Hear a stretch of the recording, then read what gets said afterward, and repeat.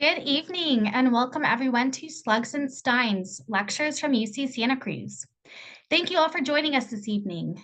My name is Julia Doloff and I'm a member of the UCSC Alumni Council and one of your volunteer organizers for tonight. With me is Mike Reapy, a former member of the Alumni Council and past president. For those of you who are new, our Slugs and Steins series engages a UCSC faculty member in discussion with all of you, our alumni, friends, and family. We want it to feel just like you're back at UC Santa Cruz, sitting in class, but with a drink in your hand and without an exam. Before we get started, and since we can't see you, we'd like to know where you are all joining us from this evening and how many people are watching with you. Please take a moment to fill out a short poll that will pop up on your screen. We will share the results after we've given everyone a moment to respond.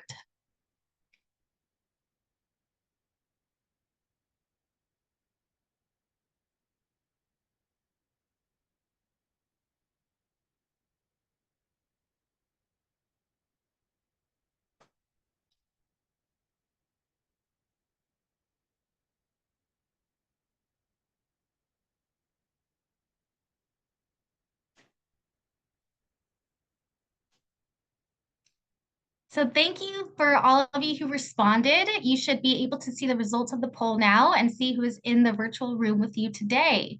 So we have a lot of you just watching by yourself. That's awesome. A couple of you with 2 or more in the room as well. And a good bunch of you from Santa Cruz in the Bay Area. 1 from outer space. How exciting. So again, thank you so much for joining us today. Tonight, we will be tipping our steins with Professor Dan Wirls, Chair of Politics at UC Santa Cruz. Professor Wirls' research spans several areas of U.S. politics, including Congress, military policy, and American political development. He has published work on the founding period and the early Senate, antebellum representation in the Senate and House, the 17th Amendment, Cold War and post-Cold War military policy, and contemporary political transformations. Professor Wirls serves on the National Board for the Council for a Livable World, which is the nation's oldest anti-nuclear weapons political action committee. This evening, Professor Wirls will reflect on how we came to use and accept the term congressman and congresswoman instead of representative as the default designation for members of the House. Despite this terminology being inaccurate and binary, this convention has gone unchallenged, even as gender-neutral language advances. Professor Wirls will draw on history to argue that the House, the press, and the public should stop using these gendered honorifics in favor of representative. This topic lends itself to a broader conversation about the state of our bicameral Congress. After the presentation, we will have a question and answer session. You can type your question into the Q&A box at any time. If you see someone else's question that you like, you may upvote it, and we will do our best to have it asked and answered sooner. All right, does everyone have their steins? Wonderful, I've got your slug, Professor Dan Wirls. Right. Well, thank you so much for having me. And it's good to be here. And I wish I could see all of you out there, but this will have to do for tonight. And I'll jump right in. So I think what I'll do is to go ahead and share my slides because it does have kind of an intro slide as part of this. And what this allows you to see right away is where I'm going with this. That is, here's a quotation right from just a paper a little while ago from Senator Mitt Romney of Utah.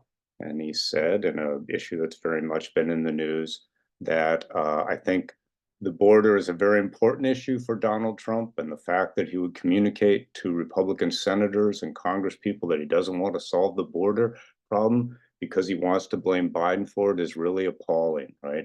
And notice his terminology, senators and Congress people. So there's a senator who has every opportunity to use the word representative and doesn't, and even sort of leaps to this oddly gender neutral term that really does not exist, Congress people, sort of awkward and funny by itself. So what we'll talk about tonight is, yes, as the title says there, and indeed, it's the title of the article that I got published in Political Science Quarterly recently, gender neutral, made easy, and constitutional, why we call U.S. representatives congressmen and congresswomen, and why we shouldn't. And as just a little background as to who I am and what it is I do, I've written a lot about, and the introduction, and thank you again for that, got a little bit of this. So I've written a lot about Congress with a focus really on the Senate, and that's something we'll talk about tonight, is the intersection of this topic with the Senate, even though it's fundamentally about the House and the terminology associated with the House. And so well, I wrote, a little earlier, you see the book from 2004 about the invention of the United States Senate, and that indeed is my brother, Stephen Wirls. We wrote that together. He's also a political scientist. And that was about really the founding of the Senate and the early sort of Senate getting going and sort of the initial decades after the Constitutional Convention. And then the one on the left, the more recent one, the Senate from white supremacy to government gridlock, is more about the Senate as it evolved, but particularly the Senate here and now, the Senate of both equal representation and the Senate filibuster. And it's very much a critique of the Senate. I take a strong stand about both equal representation and the filibuster as both being antiquated things that we should get rid of. The Senate can get rid of the filibuster. We should get rid of equal representation. Or we could talk about that more later. But for now, the point partly is that I've done all this work on Congress, and as was noted, I do a lot of work on military policy, including nuclear weapons and military spending. And so I've taken on what I think are big issues and very serious issues. But we all went through COVID, and I went through COVID, and I taught every quarter during COVID, and I was really burning out and barely got the book on the left, The Senate from White Supremacy to Government Gridlock, barely got that done, mostly with the help of the editor at the press who sort of prompted me to keep going. And by the time we got to spring 2022, and I, for the first quarter in like 3 years, didn't have to teach, I kind of sat back and took a breath. But I was very interested in this idea of congressmen and congresswomen, where that came from. And initially, I just thought about it as a kind of normative value argument, meaning we shouldn't use those terms since the term representative is there. So mostly I was just working on the idea of making an argument of why we should drop the use of congressman and congresswoman. But of course, it begged the question, where did these things come from? Where did these terms come from? So during that quarter, although I was kind of taking a breather, part of the breather was just the fun of diving into this little historical puzzle and finding out that no one had talked about this before. No one had researched this before, as far as I could tell. So I went into the historical record, and it was a historical record I sort of knew pretty well, because as you can see with these books before you, I've done a fair amount of work on the history of Congress. So I knew where to look and what to look for mostly. And we all benefit, if you're interested in this kind of stuff, from historical newspapers, right? Historical newspapers that are online and digitalized. So you can do very fine-grained searches of newspapers to see, well, whatever it is you want to investigate. In this case, I had these very clear terms to look for: senator, congressman, and then later congresswoman. So I went back and I looked at both the records related to the Constitutional Convention, before the convention, after the convention when the Constitution gets started, and then a lot in these newspapers from the 19th century. Okay. So what I began to look at was, where did the term first get used, and how was it applied to Congress and the Senate as a whole, or excuse me, Congress as a whole and the House in particular. So that's how I got going with it. And little did I know that the Senate would actually figure very importantly in this. One of the things you can start with, and this gets at sort of the curiosity of congressmen and congresswomen, is Marsha Blackburn, right, is now a senator from Tennessee. When she was in the House, and she was the first female representative from the state of Tennessee, she referred to herself as congressman.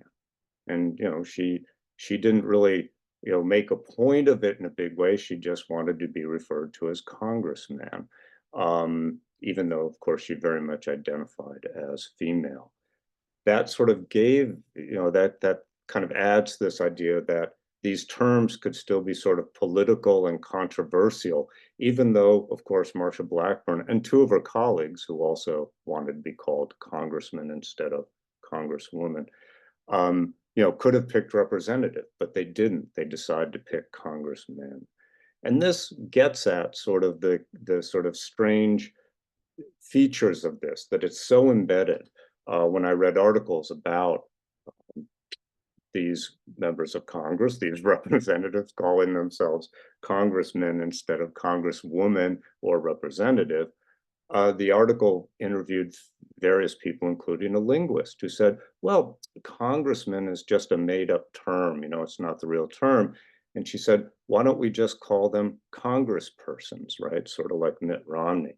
So instead of the linguist actually thinking of the real term representative, they went to this neologism of congressperson as a way of getting out of this conundrum of this sort of gendered terminology.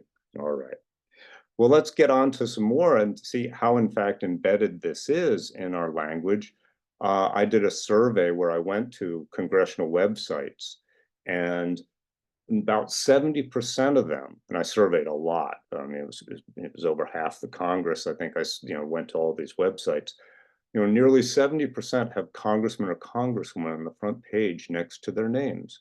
About 15% use representative, and that's less than the nearly 17% who only use their name. And there's an example for you, Doris Matsui, representing California's 6th district. That's what she has up on her website. But most of the websites with a representative up front still use congressman or congresswoman elsewhere in the biography, the press releases, and under 5% appear to adhere exclusively to their constitutional title. In fact, even when I probed this more deeply and called certain representatives' office, they really basically didn't say, well, yeah, that's what she prefers, or that kind of thing. They just sort of said, well, we often use that. So it's not even necessarily a clear choice among those people who do seem to use it.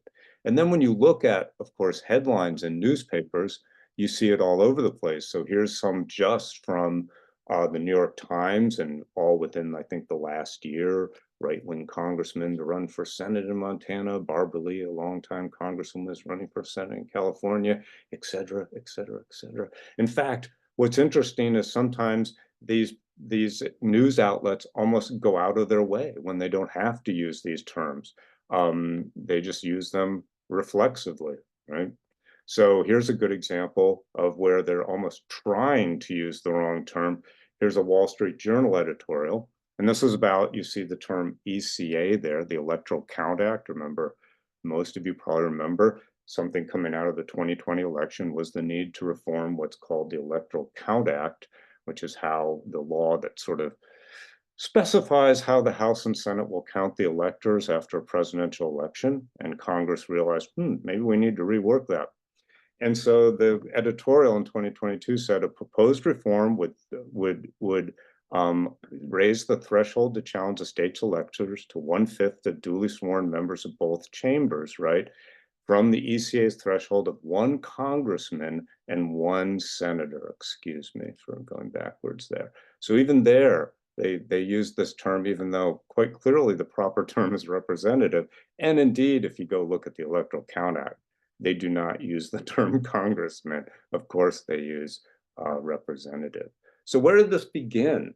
Well, this is actually what you see before you is the first use, as far as we know, of the term congressman in print.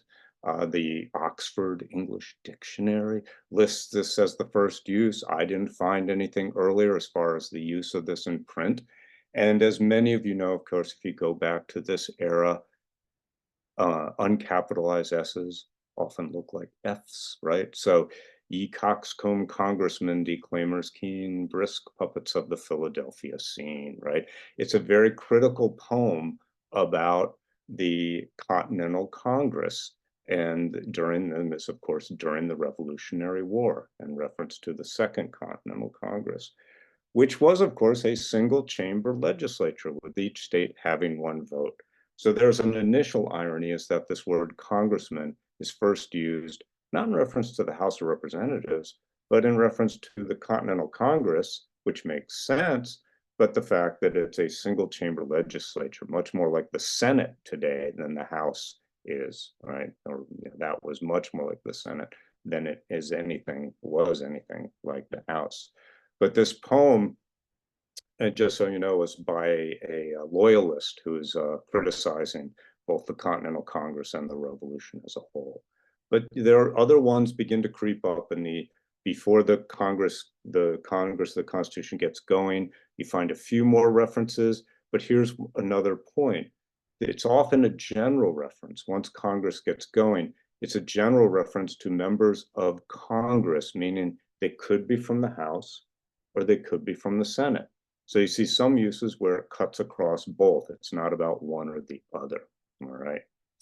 So here's one that's from 1806.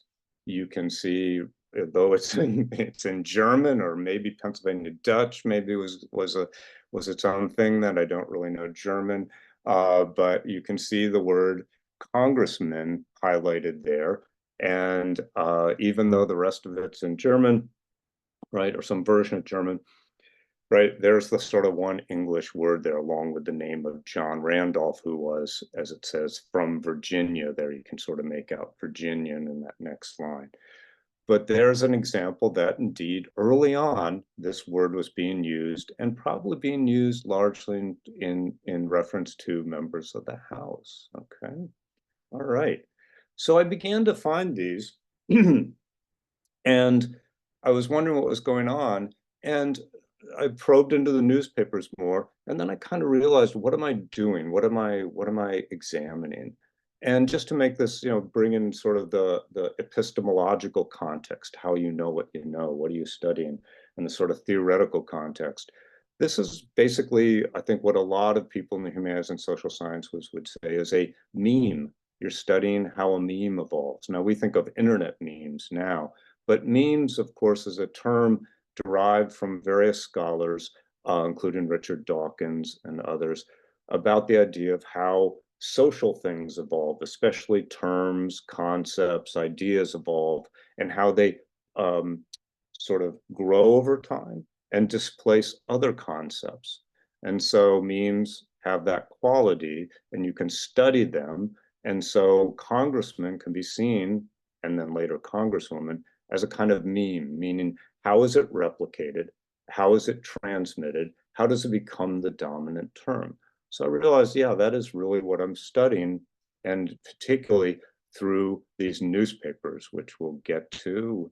This is from a newspaper, obviously a Pennsylvania Dutch or German newspaper, the True Americaner from Lancaster, Pennsylvania, which happens to be my hometown way back when.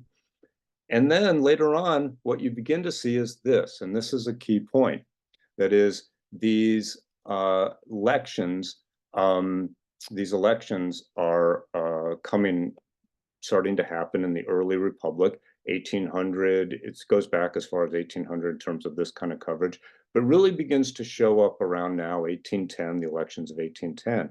So if you look at what's on the left there from the political barometer, April 18th, the Republican ticket, Dutchess counties were in New York, right? You can see the elections for governor, lieutenant governor, for senators, for congressmen, for assemblymen. But guess what? For senators, that's not US senators, that's state senators, right? So this is what I began to see, was that the word congressman arises predominantly in this context of reporting elections where, look at that, it's very clear what you mean there. It's unambiguous. You have assemblymen, you know what they are, they're the state assembly. You have senators, but they're the state senators, and clearly lieutenant governor and governor. So what do you have left? Congressmen. Yes, they're representatives, but it's perfectly unambiguous to use the word congressman. Why? Because we didn't elect our senators then, right? As you all should remember, senators were selected by state legislatures.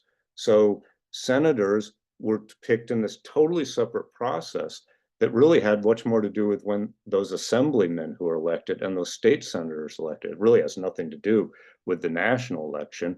So it was perfectly unambiguous to use the term congressman, and you see the same thing on the right, where you have the governor, lieutenant governor, senator, and congressman.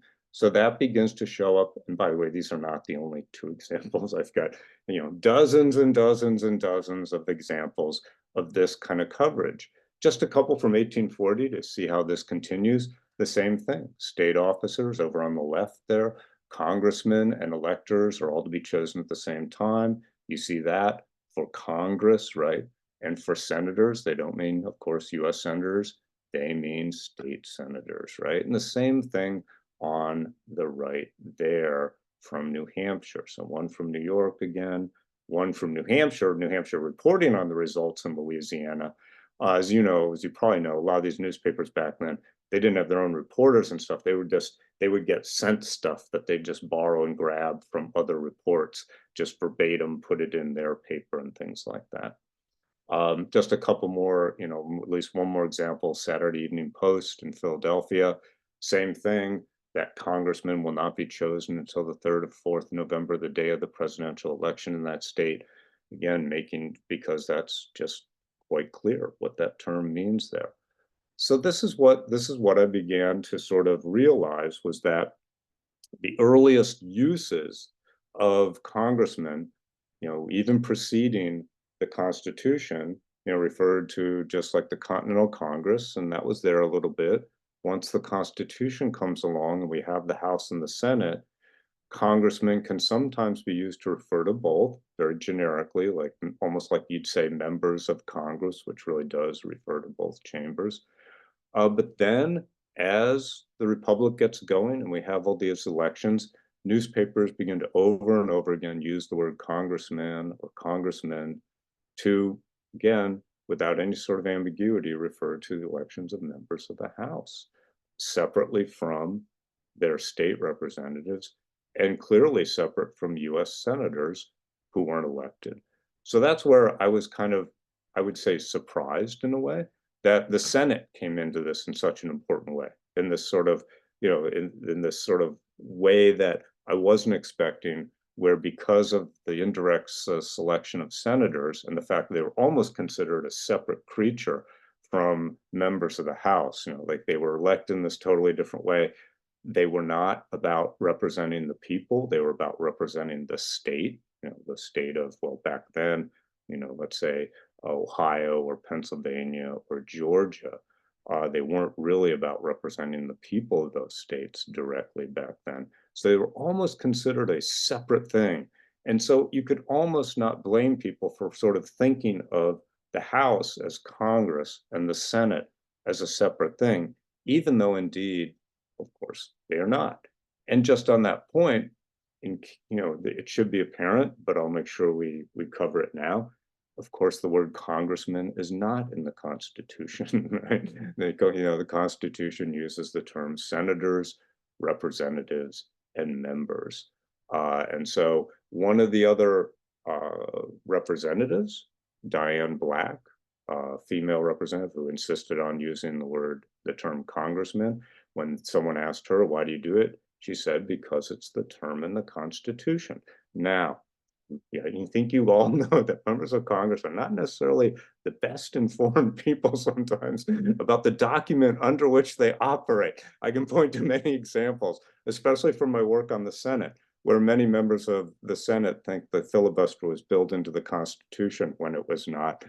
Diane Black may be part of a very small number who are mistaken in thinking congressman and congressman are in the Constitution. But regardless, the term certainly becomes very powerful and almost, as we'll get to, ubiquitous. So that by the late 19th century, you have authors who still recognize, like James Bryce, maybe some of you read James Bryce eons ago in your college days or whatever, who wrote The American Republic. It was about he was sort of like Tocqueville. He came to the United States, but much later, about half a century after Tocqueville was in the United States, and he wrote his own huge work about the United States.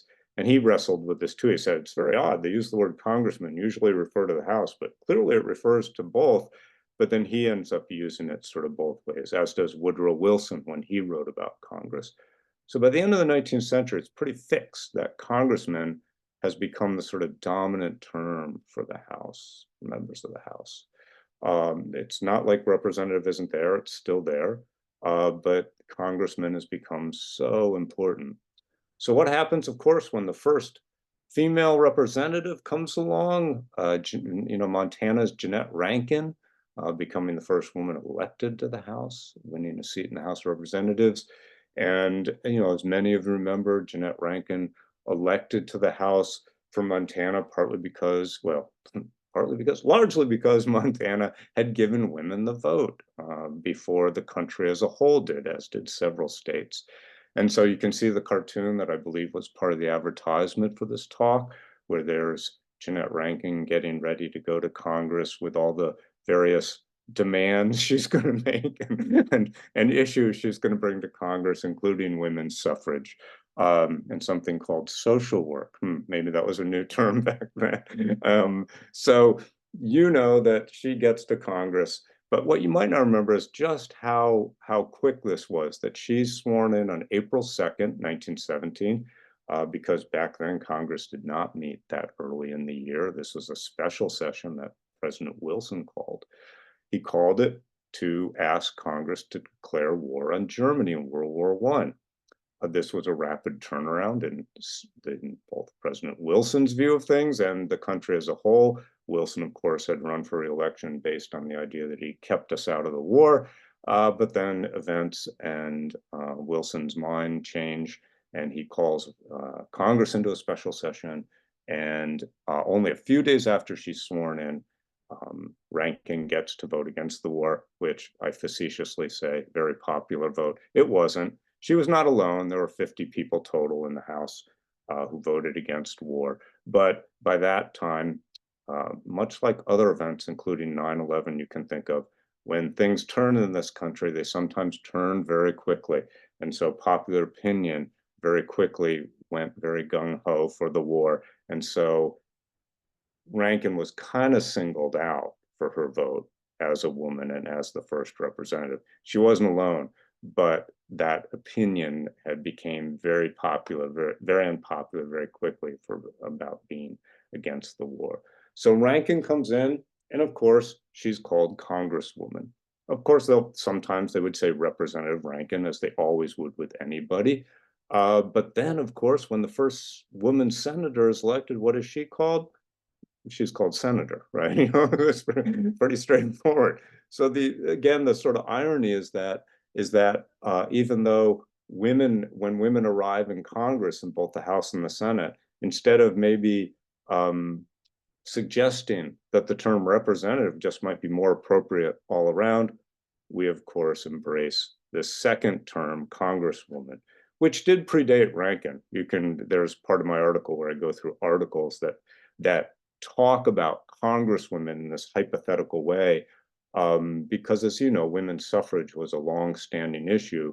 So before it became reality with the 19th Amendment. But before that, because of the discussions about suffrage, there was always this idea, oh boy, could women become members of Congress, either senators or representatives? So the term congresswoman you'll find periodically, often in criticisms of female suffrage, right? Often from a satirical point of view, but still the word was around before Jeanette Rankin came along. And then once she comes along, then it's applied to pretty much everybody, right? So that's what's going on with the term at that point. So once congresswomen come along, they very much, of course, that term very much is part of the dominant discourse. And as I've said, and I hope I've shown that, probably most of you use that term too. You certainly hear it a lot, and you probably use that term too. And it may have certain advantages. It's only 3 syllables as opposed to, at least congressman, as opposed to 5 for representative, right? So there are certain advantages to it, but it's still interesting to see how it's lasted through all these decades and remains the dominant term. We are in a changing world. And for example, the House of Representatives itself, at least under the Democrats, was considering adding more gender neutral bathrooms to the Capitol building. Um, and so, the world is changing around Congress. And here's an example where Congress could change with the world, but by making up a new word, the way we sometimes have to, or making up a new term when we sometimes want to be gender neutral or to accommodate that kind of diversity. No, we don't have to, right? The term is there. And indeed, it's in the Constitution. So in fact, let me, at least bring to close this first part of the talk, and I'll say a few more things about Congress as a whole. By talking about the argument why we should change. Maybe it's self-evident that we should change. Maybe some of you will disagree and say that congressmen and congresswomen have their uses, and that's fine. But at least let me, go through the various reasons, and I sort of already have, but let me add to them a little bit. Certainly part of congressmen and congresswomen and the adherence to them can be associated with the inferiority complex that the House has, right? That is, even though the Senate in recent decades has kind of taken a beating because of the filibuster, what we can talk about later, the 60-vote Senate, the Senate that can't do anything because the filibuster, basically stops most things from happening. The Senate's reputation as certainly as I hate to even use the term because I disagree with it so strongly, or the phrase, the world's greatest deliberative body. It probably never was, and certainly is not now, the world's greatest deliberative body. So the Senate's reputation has taken a beating. Nevertheless, the Senate, of course, is the upper chamber, so to speak. It's got a 6-year term. You represent an entire state as opposed to, in most cases, some arbitrary and changing little portion of the state. There's so many sort of ways in which you're more powerful than as a senator. After all, you're one of 100 versus, one of 435 voting members. So there's a lot of difference there. So there are a lot of advantages, including what I just mentioned a minute ago, the filibuster, the idea that one senator can, and certainly a small group of senators can often hold up business in the Senate, sometimes even stop the majority from what the majority wants to do. So the Senate still has this kind of luster and appeal. Many members of the House would like to be in the Senate, so on and so forth. So I think the use of the term congressman and congresswoman kind of lingers in part because it still attaches you to Congress as a whole. It's like, I am from Congress, not just the House. Whereas the Senate has this name with a lineage that goes back to Rome, right? And the sort of senators of Rome. And so their name is pretty much just the same as their institution, whereas the House of Representatives is a much longer, ungainly term. And so representatives, not quite the same cachet or elegance in a way as senators. So I think that's actually part of it, both that kind of inferiority complex relative to the Senate. I also think that if you went around and polled Americans, there'd be some civic confusion about what Congress is versus the House and the Senate. And just as a side point here, Congress, by the way, is a bit of an abstraction in the Constitution. Yes, the terms there are Congress, but the institutional reality is really a House and a Senate. There is no kind of institution of Congress. It's those two separate chambers. There's separate rules, separate budgets, separate behavior. Congress is kind of an abstraction.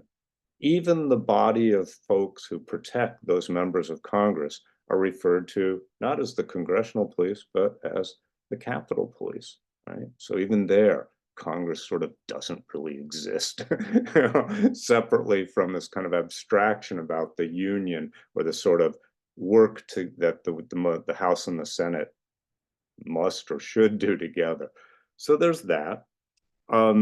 I think also, obviously, as I've hinted or made very clear, a very powerful reason to do this is the gender, our sort of work towards gender neutrality where it makes sense, where it's appropriate, where it would help in many cases, and so forth.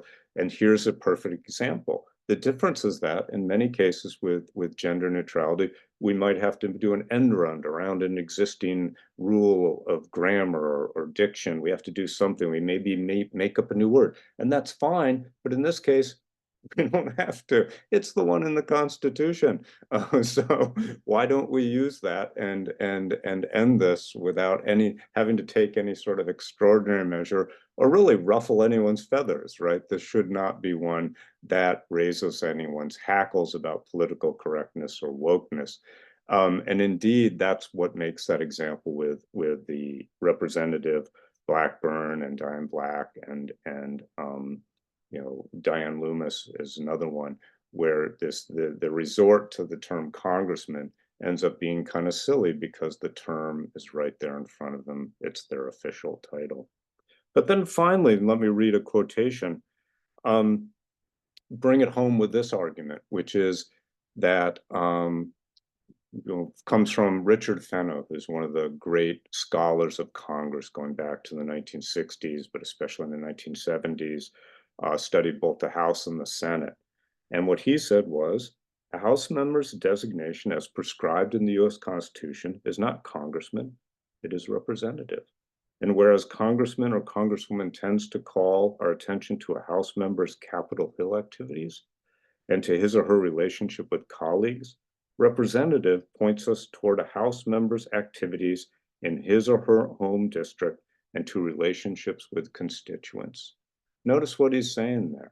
He's saying the House should embrace this term, not only because it's the actual term, that is their title, but because it speaks to what they do, what they're supposed to be, what their constitutional duty is, and indeed what they value the most, right? That the representatives value the closeness to their constituents, even relative to most senators, but the closeness to their constituents, the fact they represent these districts, that's what they are.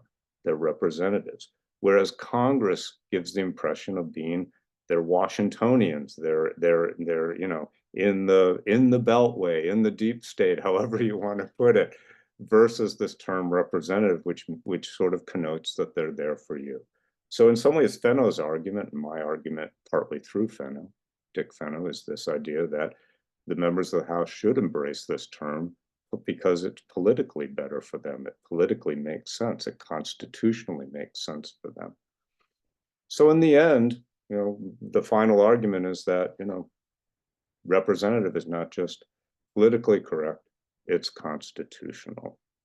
Let me end on this by sort of bringing it back to the bigger picture, and then happy to open it up for discussion. So one more slide where, to bring this in perspective and back to some bigger questions about Congress as a whole, this ended up being a project that really was about Congress as a whole and thinking about both the House and the Senate.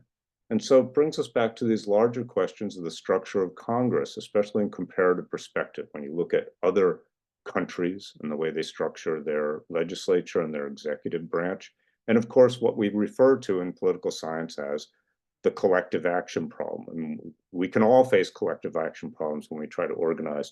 Alumni organizations face collective action problems when they're trying to get alumni to do things like give money or help out with events like this. It's this idea that, everyone wants to sort of benefit from some sort of structure and institutions, but how do you get them to behave in a way that they contribute to those collective outcomes? Well, certainly Congress, just like any legislature, has a collective action problem they have to deal with. And historically, Congress sometimes has been able to very successfully, if not overcome, at least manage its collective action problem, because Congress is bicameral, right? It's two bodies with equal power, and I'll talk more about that in a second. So there's a lot of coordination that has to go on. You have to actually do well and get your act together in each chamber and then across the two chambers. So it's a formidable collective action problem, even just looking at it from that narrow perspective.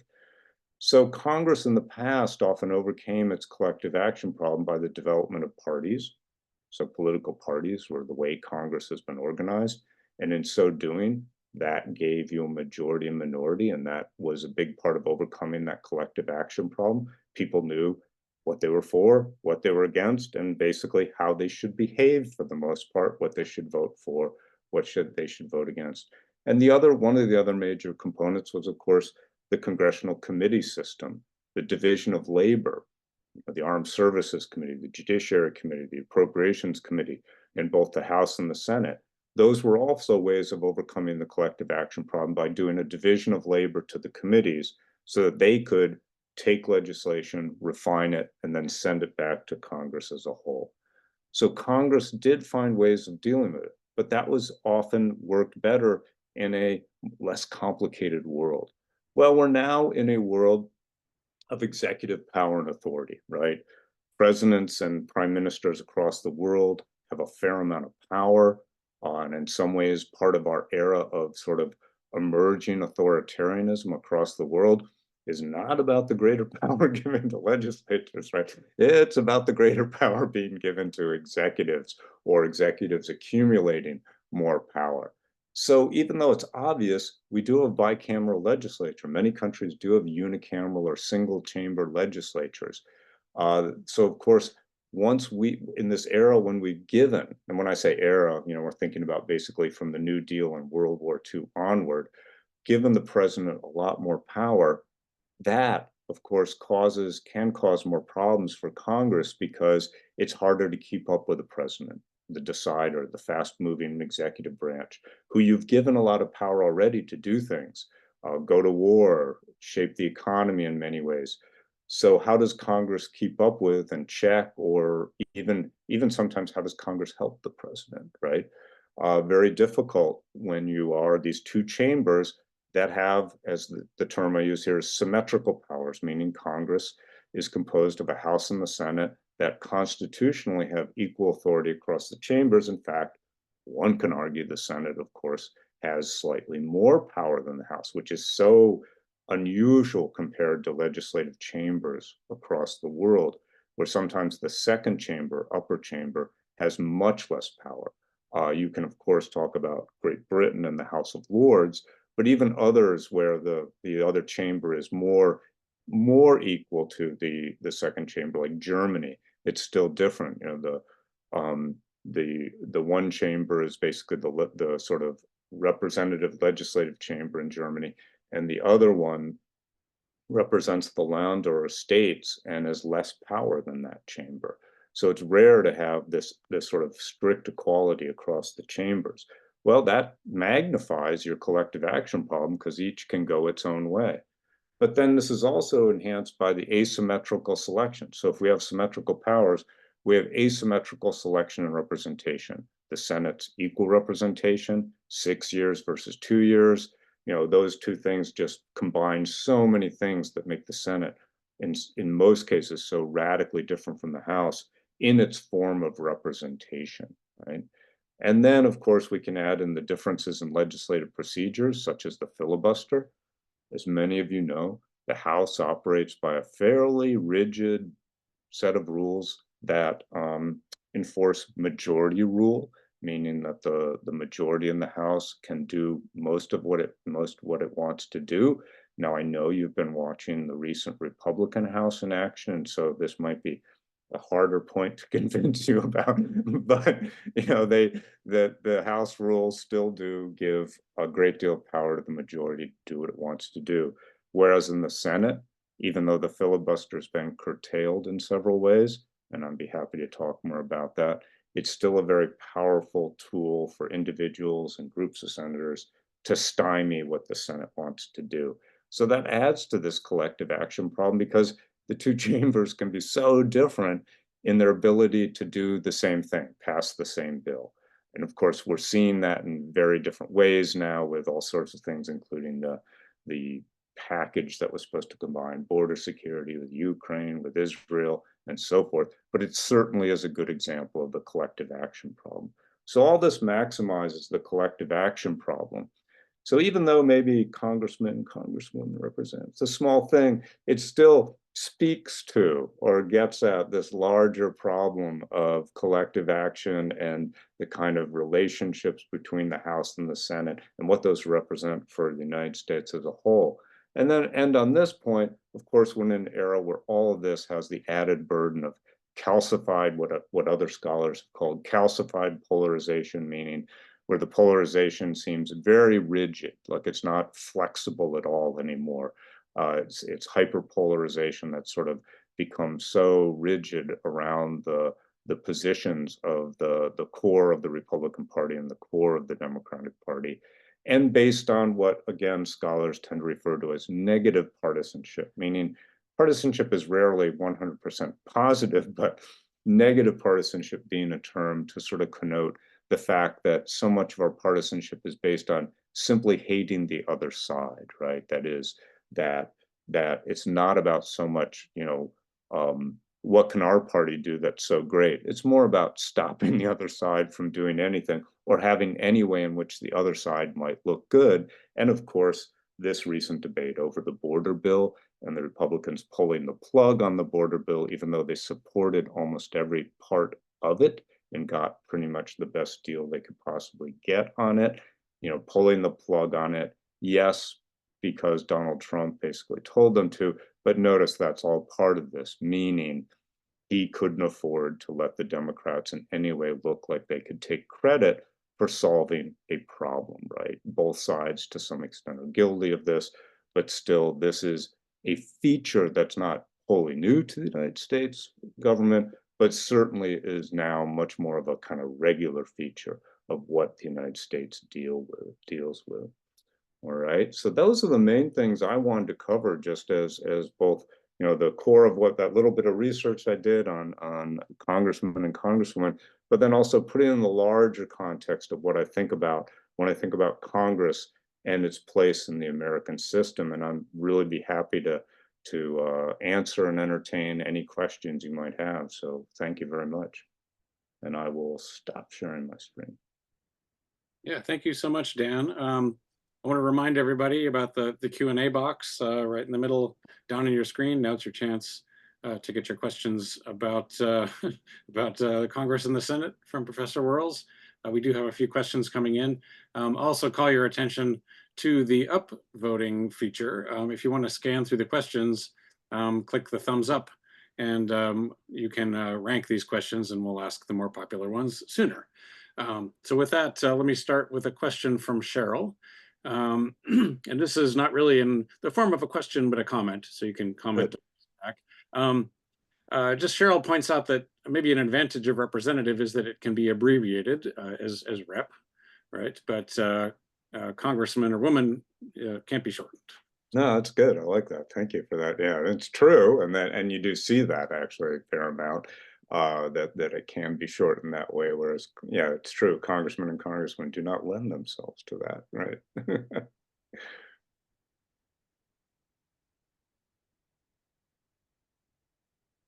All right, our next question comes from Justin. And Justin asks, has the term congressman or congresswoman seen a rise in usage or a decline? Hypothetically, would the term representative been seen on a House member's website 60 years ago? Hypothetically, it's right. I think that it's been so dominant for so long that I think if you go back to the early 20th century, it's mostly congressman and congresswoman, right? So I don't think it's really not a very recent thing at all. I think it's just its dominance, as I argued, tried to show, got going fairly early on and has just maintained itself without any real changes in terms of the relative use. I think, occasionally, for example, the Associated Press style guide and the New York Times style guide kind of say that representative is preferred, but that doesn't really affect so much how they use it, meaning, as you'll see articles where they start with representative so-and-so, but then it becomes congressman or congresswoman. And I showed you all those headlines where they right off the bat, they use congressman or congresswoman. So it's been pretty dominant for a long time. But so 60 years ago, yeah, if they had the equivalent of websites, I doubt. I think it would, in fact, maybe even more congressmen and congresswomen. You know. Okay, thanks. Question from Caitlin. Um, I think you didn't cover this in the talk. How are representatives referenced in many U.S. history textbooks? Are they labeled as representatives or congressmen and women? Yeah, that's a good question. Meaning, and it might be almost a follow-up question. Would be like, do you mean, you know, historically U.S. textbooks or now? And that's a good question. I don't have a good answer for either. I'm a little bit more for the history in the sense that, you know, I did look at not so much history textbooks, but a lot of text from like scholarly texts from late 19th century, early 20th century. And it tended to be mixed, but there certainly was plenty of congressmen and certainly congressmen. But history textbooks, that could be a new thing to explore. Yeah, thanks for the suggestion. Our next question is from Kirk, and Kirk asks why we can't call a new constitutional convention and fix some of the problems that you discussed today. Oh boy, the question answers itself. No, you know, I mean, there's just as you probably know, you know, the dread about calling a constitutional convention is no one knows what it would look like. There are no rules. It's sort of that's basically all they say, that you know the states can call a constitutional convention and then you're off and running. And that's what usually stops people, is the idea that there would be essentially no way to regulate what's discussed or decided at all. And because it has no real structure, there are no top-down limits on that. So it's not even, it hasn't really even been tried, the idea of, you know, somehow calling a constitutional convention for what, 2 or 3 specific purposes. It's not even clear that that could be enforced. Once you open these things up, basically anything can happen. There's not really a way, at least in theory, to regulate them.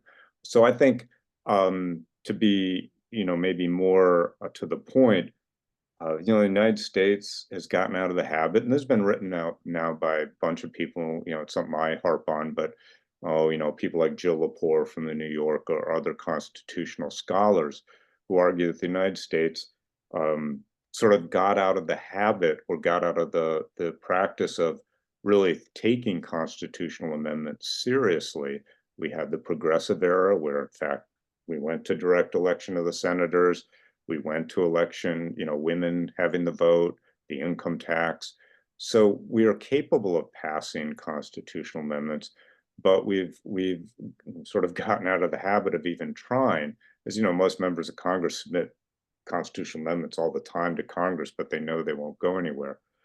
So I think a lot of scholars lament the fact that we're not willing to sort of consider these things. And just as one final point about that, would be, we've kind of lost, I mean, I would argue we should still try. It's what I talk about a lot and argue about and try to present to my students.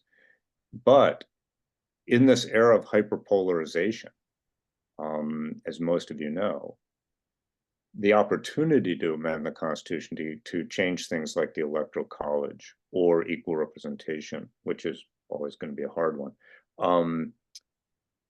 we may have lost that opportunity to some extent, because now, once upon a time, constitutional amendments could be seen as more nonpartisan. I'll give you the example. If you look at polling, public opinion polling about the Electoral College back in the 1960s, 70s, and 80s, it really wasn't partisan.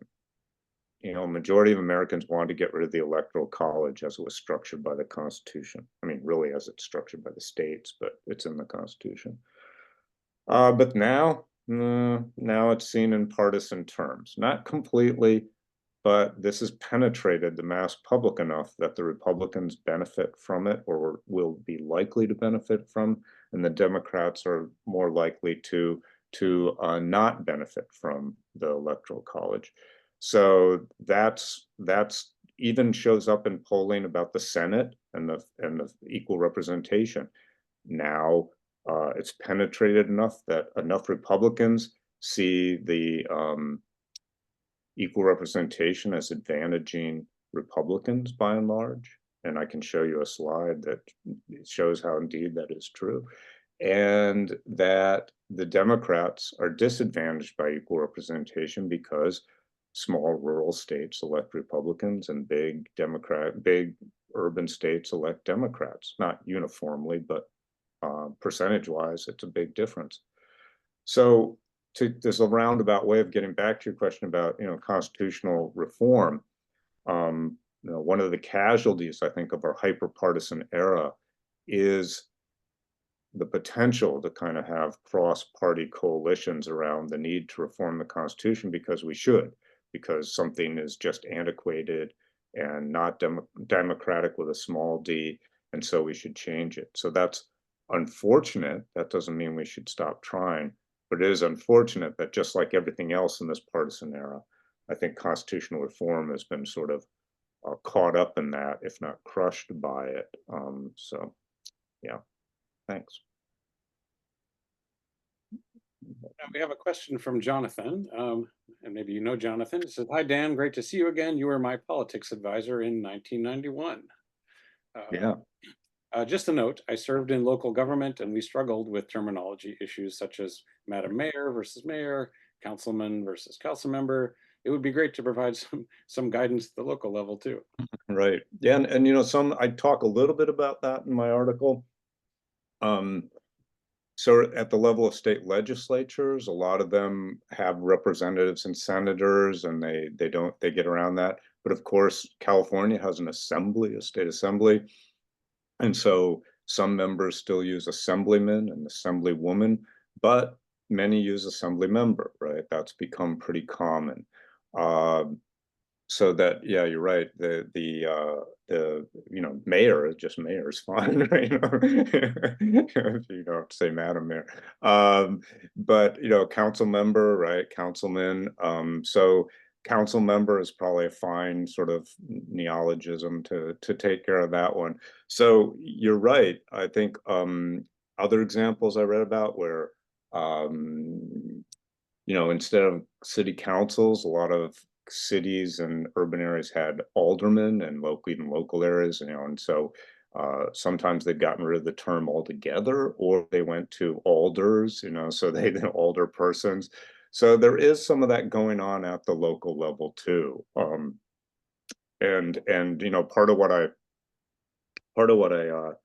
talk about in the paper is even at the international level, it's kind of unusual. In fact, I didn't really find a direct analogy to congressman and congresswoman used in another country. A lot of countries have gender neutral terms. That's just the nature of the language and the term they chose. Great Britain, it's obviously member of parliament, and that's a very common one as the terminology. And a lot of these countries have one chamber legislature, so it's members of parliament, but they sometimes have senators. So as you know, Romance languages is all gendered, but it's a little different because they're gendered languages. It's just the nouns have a male or female gender, and the male version of the noun is often taken as the general version. That's not maybe the way it should be, or maybe some countries are moving away from that. But it's different from saying congressman and congresswoman.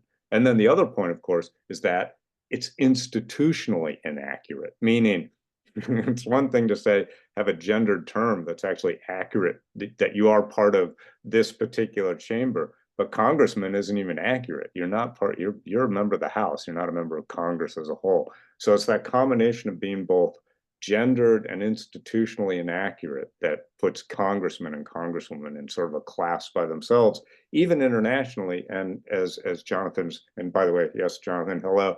I do remember, I can't quite picture you, but I do remember your name, Jonathan. That's a long time ago, actually, 1991. That's my third year here, third year at Santa Cruz. But that's what makes it almost not quite unique, but very different is that combination, the institutional inaccuracy and the totally unnecessary gendered aspect. Yeah. So. Great. We have Mark who asks, what about representatives' use of gentleman from Ohio or gentle lady or gentlewoman from Georgia when referring to each other?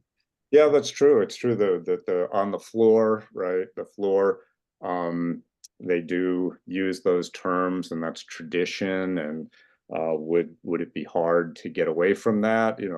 No, because you could say representatives, and it wouldn't be the representative from Ohio, right? You wouldn't make any mistakes, maybe. And so, I think.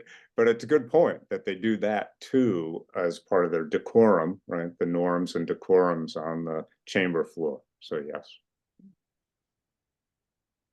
Okay. Now I have a question or two of my own here. Maybe I'll ask that. And if we don't get any more questions on this subject, I know you promised to talk a little bit about your book and some of these tough questions about like the filibuster and Yeah. maybe the loss of our tradition of compromise, right? But I'm wondering, just on the subject, are you planning to take up the mantle of this cause and actually change this? Like, have you asked your representative to discuss this with their colleagues or with the parliamentarian or with the speaker? Yeah. So what it's a good point, and indeed I am trying. I mean, I was kind of asked to fill in as being department chair this year, so I'm currently department chair. So my time has been a little compromised by that.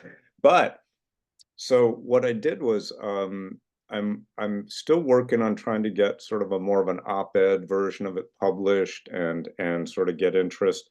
I did approach actually a couple representatives about this to see if they were interested, and kept having trouble sort of nailing anyone down to see if they wanted to join me in this effort in terms of writing something. And I wanted, the idea would be to have a member of Congress signing on to this as a good idea. So of course I approached the people I thought were referred to themselves as representatives, and I got I think was getting close with one member, and I may go back to that member. She had a tragedy in her family, so that got put on hold, so I may come back to that. But yeah, and I've actually written the Associated Press, someone I know in the Associated Press, to kind of get their take on this and so forth. So yeah, so I'm going to keep at it when I can. Yes, I would like to sort of see if this can gain any traction. Yes. Thank you. Yeah, thank you. I would just wonder if like this issue with and the fact that representative doesn't contain the word Congress in it. I wonder if like it's kind of a mouthful, but like congressional representative. Well, member of Congress, right, is often used. Can be it actually obviously can refer to both. It's often used as kind of the mouthful that does is gender neutral and kind of that is often used in reference to members of the House or representatives. So there is some of that, but of course, I'm arguing that the representative is far simpler and more direct, and it's the term. Now, Julia, you have any questions? Yeah, two things. So, one person in my household is actually watching, and he is a middle school history teacher. So, to provide an anecdote for Caitlin's question about what a U.S. history textbooks have, he said that they have congressmen in his books. So, Really? there's one anecdote to think about. I'm just curious what piqued your interest in this topic specifically. Was there like a moment in time where you saw the word congressman and just thought, huh, why do we use that? And I'm just curious about that. Yeah, Julia, that's a good question. Meaning, it had been sort of rattling around for a while while I was writing, the book on the Senate, and so not sure I have an aha moment I can point to where it kind of, oh yeah, I've got to look into this. It kind of evolved, I think, fairly slowly, and I think though when the nation as a whole started talking more about gender neutral language, that it just sort of then became more, oh yeah, no, this is it had a different edge to it then, right? It had a sort of different valence. So it was like more sort of there for me in a way. And it kind of almost made it, yeah, okay, I've got to do this because now this has become more of a national conversation about this. It seemed obvious to me already. It's like, oh, that just adds this whole new dimension, right? But there wasn't necessarily a single moment where I went, wow, why hadn't I thought of this before? It had been brewing for a while, but thanks, yeah. I haven't thought of it before either till today, so appreciate you bringing it to light. My other question, this might be a dumb question, but so you mentioned the word congressman, congresswoman, it's kind of a vague term, and that the Senate and the House are, of course, two separate entities with different rules. So when is the best use of the word Congress, or when is that the most appropriate term? It's true. In some ways, as I said, it's almost a bit of an abstraction. I think in terms of the way I was kind of using it at the end, when you talk about the general place of Congress in the system, or you can say, Congress hasn't acted on that, as long as you're clear that it's both the House and the Senate, that's accurate in its own way, right? Or certainly when, you talk about Congress and the president or Congress and the court, there's often this level of generality about Congress's relationship either to the executive branch or the court, where that's certainly an appropriate term, right? Congress's powers. So I think that the use of Congress, plain and simple, has its place and makes a lot of sense. We all, I teach a course on Congress, right? But it's very much quickly breaks down to the two separate institutions, right? And especially so much of most people's courses on Congress are about the differences between the two institutions and why that matters, right?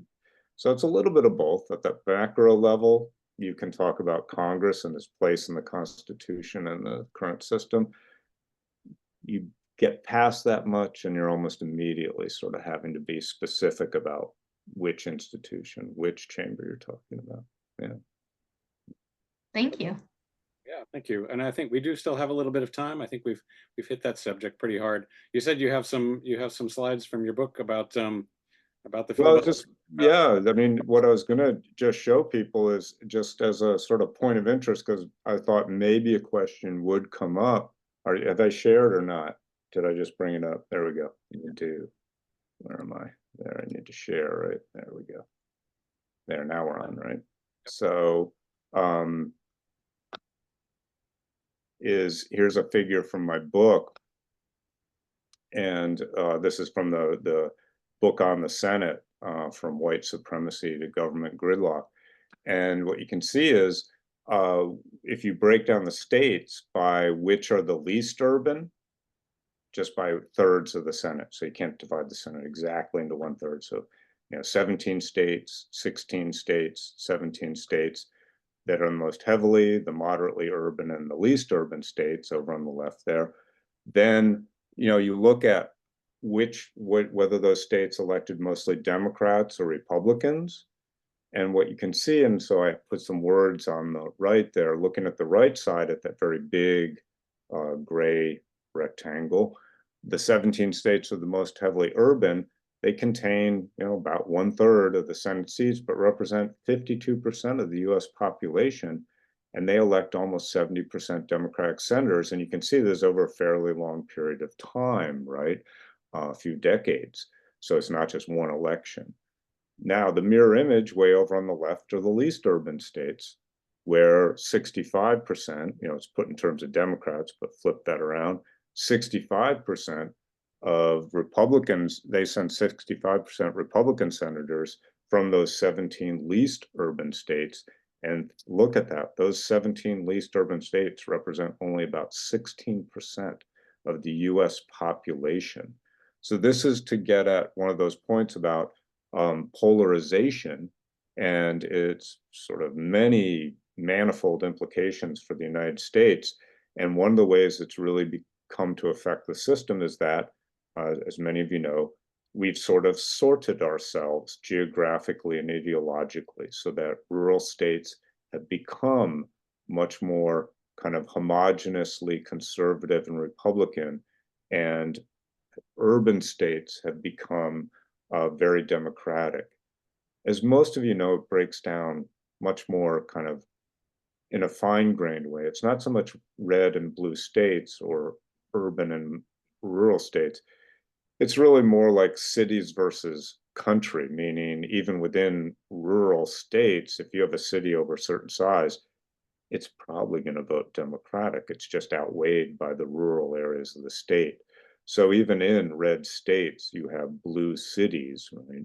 Nevertheless, at the sort of larger level of when you look at states as a whole, there's a fairly dramatic difference, right? And this is what, of course, led to things like um, some of you may have noticed when Donald Trump got his appointments to the Supreme Court, many people pointed out, or was often pointed out in newspapers, that the Republicans who in the Senate, the Republican senators who voted to put these people on the Supreme Court, like Kavanaugh and so forth, represented, even though they were a majority of the Senate, they represented a minority of the American public. Now, my point is not to say whether that's good or bad. I happen to think it's not good, not because it's Democrat or Republican. If you want to take this diagram and flip it totally on its head, guess what? I'd still be against equal representation. It's not about which party wins or loses for me. It's the fact that it's anti-democratic with a small d. It's just the wrong way to go about things. Once upon a time, when things were more mixed up, and you had liberal senators getting elected from North Dakota and South Dakota, and not necessarily hyper conservative, but Republicans being elected from New York State or Pennsylvania, right? More often, things were more mixed up as far as equal representation. It didn't have that partisan character. Now, and there's no reason this should change anytime soon. In fact, in some ways, it's probably hardening.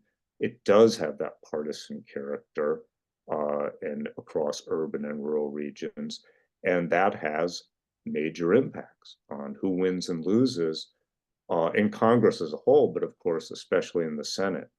So one last point, and then I'll get rid of this, or I can get rid of this diagram now, is a lot of people, and with good reason, have concerns about gerrymandering, right? How House districts are drawn. Well, yeah, that has its effects. It's nothing like the Senate, though. There's nothing like the Senate in terms of this maldistribution of population and the partisan effects. Gerrymandering is kind of small potatoes compared to the United States Senate, right? Yeah, good. I think I had a question, and I'll again remind the audience, right? We've still got a little more time here. If you have any questions about anything having to do with the Congress and the Senate, now's your chance to get them answered. I'm just wondering. You talked a little bit about the filibuster, and I wonder what the kind of argument and counter argument for the filibuster. And I think you said it's not in the Constitution, but I just wonder, like, is it supposed to be hard to get things done, especially in the Senate, like that? It really encourages compromise, and maybe it prevents like wild swings in policy when the majority changes back and forth every 6 years. Or Well, to the last part, yeah, it certainly can do that. It's sort of whether that's the way we should prevent wild swings in policy. One argument I make is that the fact that we have a bicameral legislature is just that, meaning that is the kind of break on Congress. And that's certainly what the founders intended, was the fact that the House and the Senate are different in the way they're constituted, 2 years, 6 years, right? Even the age difference way back when. But that was meant to be the sort of check on Congress, was the fact that it was divided in two.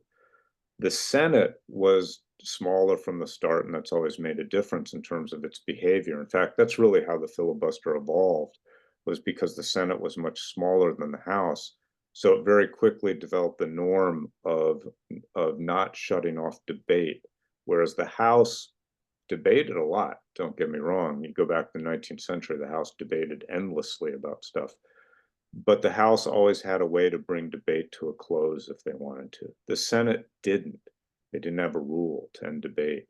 And they just developed this norm that that was okay. That evolves into the filibuster. And then later on, the Senate creates a rule that essentially institutionalizes the filibuster, because then you need a supermajority to close debate. That's what we think of when we think of the filibuster now. And that's where we get the 3/5 Senate, because since 1975, it's taken 3/5 of the Senate to shut off debate if any senator wants to continue debate. So that's the way that operates. Some people argue, yes, that it can push for compromise, but in recent decades, effectively, it's been used more as a veto, not compromise, but a veto to stop things from happening. And that, again, now is even more the case with this hyper-partisanship. You aren't out to compromise. You're out to stop the other side from doing what it wants to do. And that shows up all the time in legislation and legislative efforts we see. That's a short answer to yeah, what is obviously a more complicated issue, but yeah, that's part of it. Yeah, thank you. That helps me. Julia, do you have any more questions? No, I don't think so. Thank you. We just got a question from Justin, if you want to take that. Yeah, sure. Okay, so Justin says, I teach 8th grade US history until after Reconstruction. Do you have a favorite anecdote from the Senate or House from your research? Love that. Mostly bad anecdotes, ones I almost can't repeat. See, for me, what's stunning to go back into the congressional record, I mean this quite seriously, and it's grim, is just how overtly racist, right, they were. And words you almost could not repeat being used on the Senate floor, House and Senate floor, and telling stories and anecdotes that are really appalling, right? And so I'll just put it this way, whereas one tends to think that, oh, racism, would be more hidden sometimes or take different forms, you can go to the congressional record and it's just right there. I mean, they're just talking as if no one was watching, because that was the sort of era and that was the dominant attitude. So when we talk about, white supremacy, which again, most of you know, is not a term academics like me made up. It's the term they used for what they wanted, right? You go back to newspapers, brochures, museums now. If you go into museums like in Montgomery, Alabama, right, you see things, historical artifacts, where they use that term. What we want is white supremacy, right? That is their term.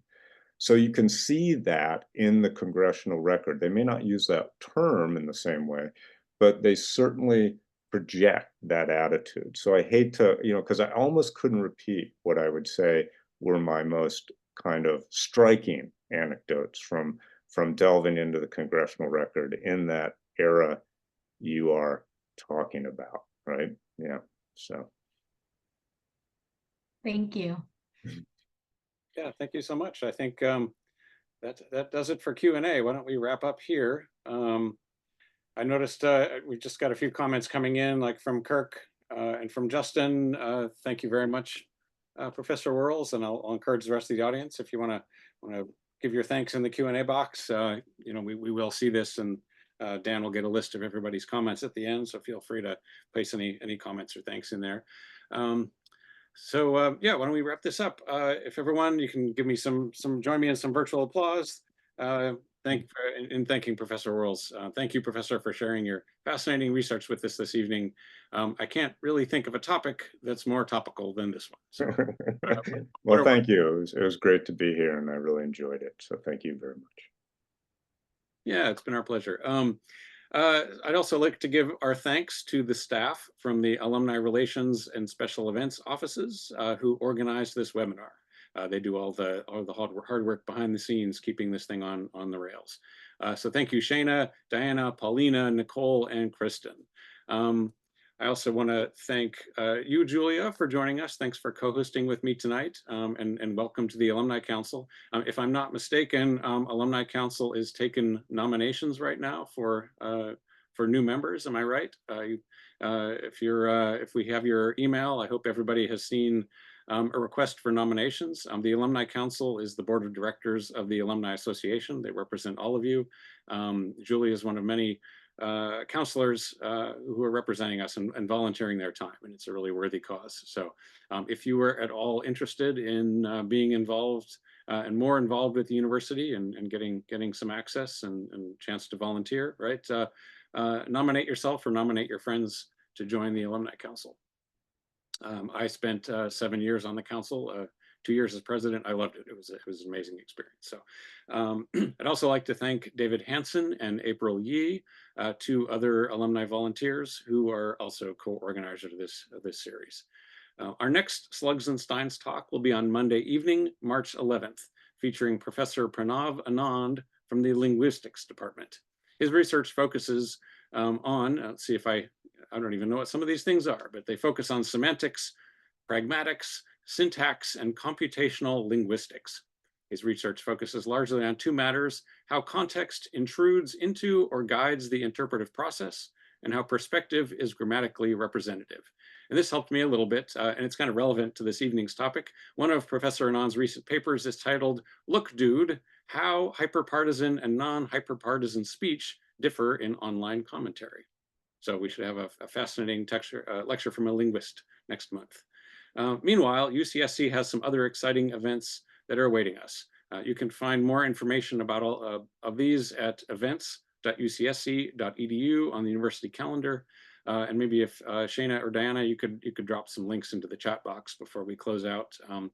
I want to highlight two talks coming up February 15th at 5:30 p.m. You can join us in person in the Cowell Ranch Hay Barn, or virtually online for the Hayden V. White Distinguished Annual Lecture. This is featuring Lisa Lowy. It's about, so just a description: settler colonialism, slavery, migration, and imperial war have been integral to the emergence of the US nation, state, and economy, and the consequence of these histories continues today. In this lecture, Lowy will examine colonial formations and their imbricated relations, their durability, and the persistence of anti-colonial struggles against them. So again, Hayden V. White, Distinguished Annual Lecture. Also of note, on February 22nd at 5:30 p.m., also in the Cowell Ranch Hay Barn or online, is the Peggy Downs Baskin Ethics Lecture, featuring Mariana Eiskander. What role will humans play in shaping the future of the internet, especially given the meteoric rise of general artificial intelligence tools like ChatGPT? Mariana, CEO of the Wikimedia Foundation, it's a nonprofit that hosts Wikipedia, will share more about Wikipedia, how Wikipedia is doubling down on humans in a world of machine-generated content. So with that said, on behalf of the UC Santa Cruz Alumni Association, thank you for joining us tonight, and please come back on March 11th at 6:30 p.m. for our next virtual event. Good night, everybody.